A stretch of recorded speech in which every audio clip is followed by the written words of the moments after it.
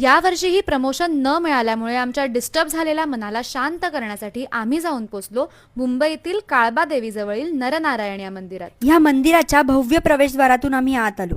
आत पोहोचताच समोर असलेल्या ढोलताशांचा गजर ऐकून आम्ही खुश झालो, कारण आम्हाला वाटलं सगळ्यांनी आम्हाला इथे ओळखलंय. आमच्या स्वागतासाठी एवढी तयारी. पण नंतर आमच्या लक्षात आलं, ह्या मंदिराला तब्बल 125 वर्ष पूर्ण झाली आहेत, म्हणून हा सगळा समारंभ. कोणीही आम्हाला जराही भाव न दिल्यामुळे आम्ही सरळ देवासमोर जाऊन शांतपणे प्रार्थना करत बसलो. त्यानंतर आम्ही तिथल्या गौशालेतल्या क्षिप्राच्या मैत्रिणींना भेटायला गेलो. त्या नक्कीच क्षिप्रापेक्षा खूप जास्त क्यूट होत्या.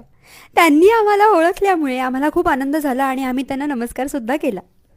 ऐश्वर्याला माझ्या मैत्रिणीने एक जोरदार शिंग मारल्यामुळे ऐश्वर्याने काही परत माझ्या मैत्रिणीजवळ जायचं धाडस केलं नाही. या मंदिराचा प्रत्येक कोपरा म्हणजे शांती, श्रद्धा आणि साधनेचा अनुभव देतो. मंदिराची वास्तुशैली पारंपरिक असून मूळ भारतीय शिल्पकलेचा प्रभाव दिसतो. येथे श्री नर आणि श्री नारायण ह्यांच्या सुंदर मूर्ती आहेत, ज्यांना पाहून आमचं मन शांत झालं. या मंदिराला 125 वर्ष पूर्ण झाल्यामुळे इथे ध्वजवंदन आणि त्यानंतर आरतीचा एक खूप छान कार्यक्रम झाला.